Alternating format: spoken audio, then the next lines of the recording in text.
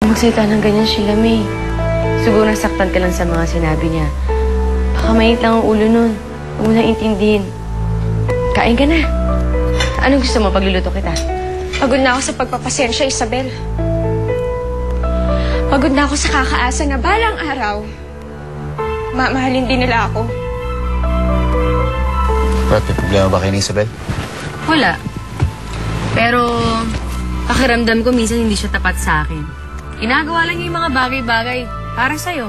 Pero sa totoo lang, galit talaga siya sa akin. Sandali nga. Dapatin mo nga ako. Ano bang relasyon yung dalawa ni Isabel?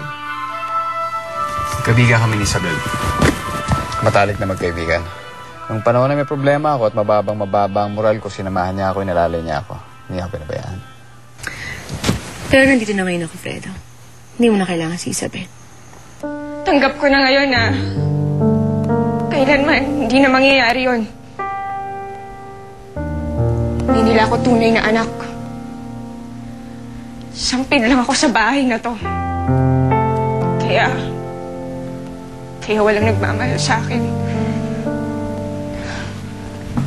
Sheila May, hindi totoo yan. Nandiyan ang Kuya Fredo mo para sa'yo. Mahal ka niya. At kahit hindi mo man nararamdaman ng pagmamahal ng Don Juan at saka ni Ma'am Ava, mahal ka nila. Pamilya mo sila. Wala na akong pamilya. Nag-iisa na lang ako.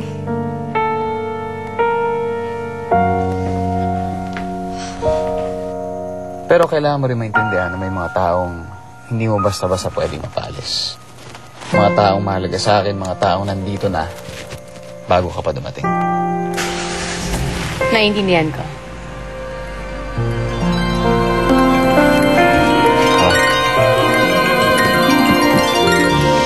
Paano kaya mabuhay Si F.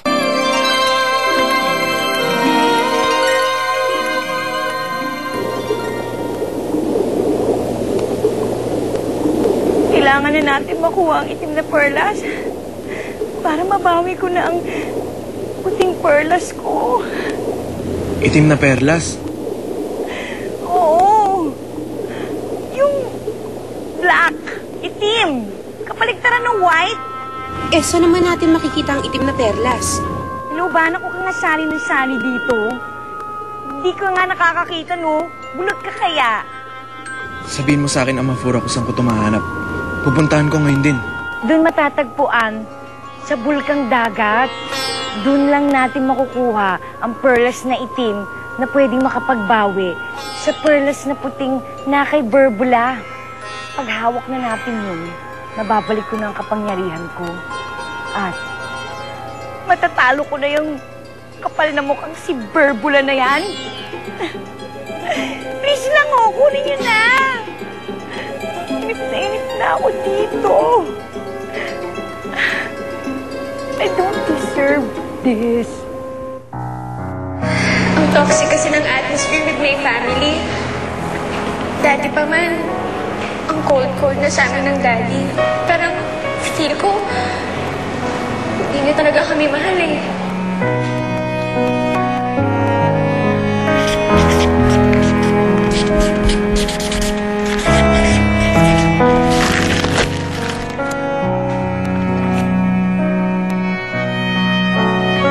Sheila May, may dala akong pagkain para sa'yo. Baka nagugutom ka na? Hindi ako nagugutom. Kanina ka pa hindi kumakain eh. Sabi nang hindi ako nagugutom eh.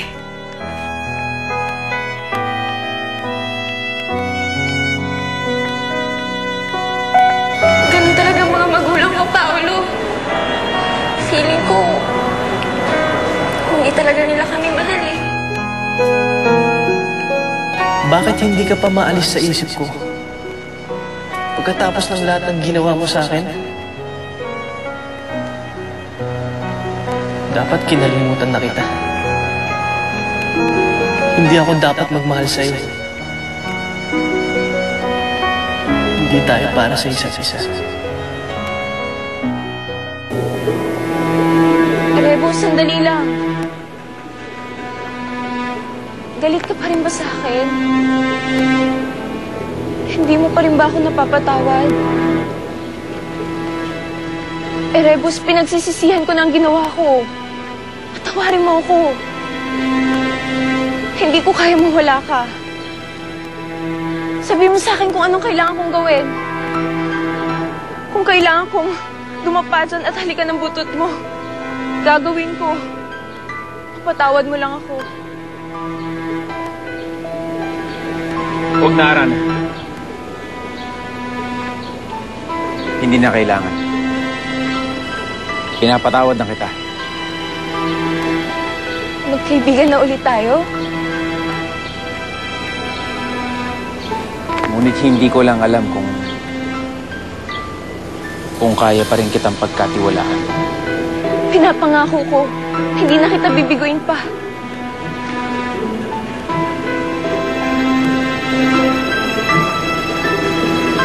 Rebus, halika na. Malayo pang pupuntahan natin. Saan kayo pupunta?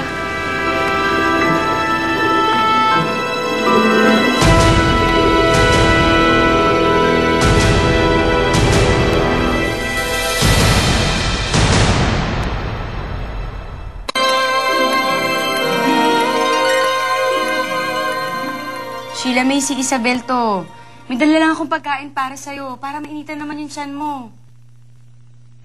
Isabel, ayokong kumain. Umalis ka na. O sige, Sheila May. Kung ayaw mo pang kumain, ilalagay ko lang tong pagkain na to. Ngayon, kung gusto mo na kumain, kainin mo siya. Ilalagay ko lang, tapos aalis na rin ako. Kaya sige na. Ano ba?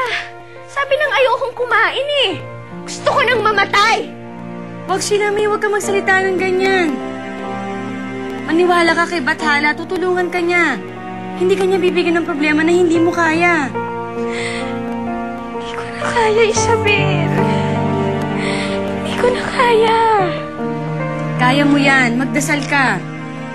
Tsaka kung kailangan mo ng kausap, nandito ako para sa'yo. Isabel, pabayaan mo muna ako. Gusto ko mapag-isa. O sige, Sheila May, iiwanan kita pero mangako ka sa akin na wala kang isiping masama, na wala kang masamang gagawin sa sarili mo. Pangako, Isabel.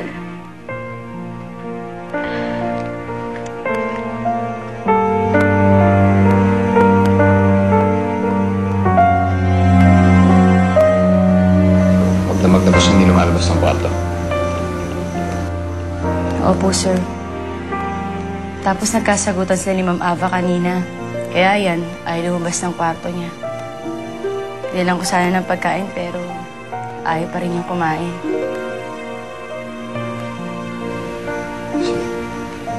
Salamat sa pag-aalala mo, Isabel. Sir Fredo, bantayan niyo po si Sheila May, ha? Baka may gawin siyang hindi maganda, eh. Sige po.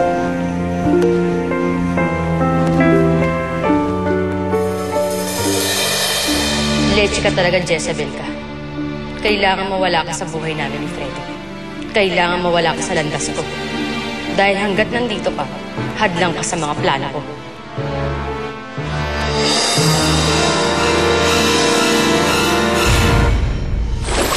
Kumusta na nga pala yung kinababoliwan mong bae?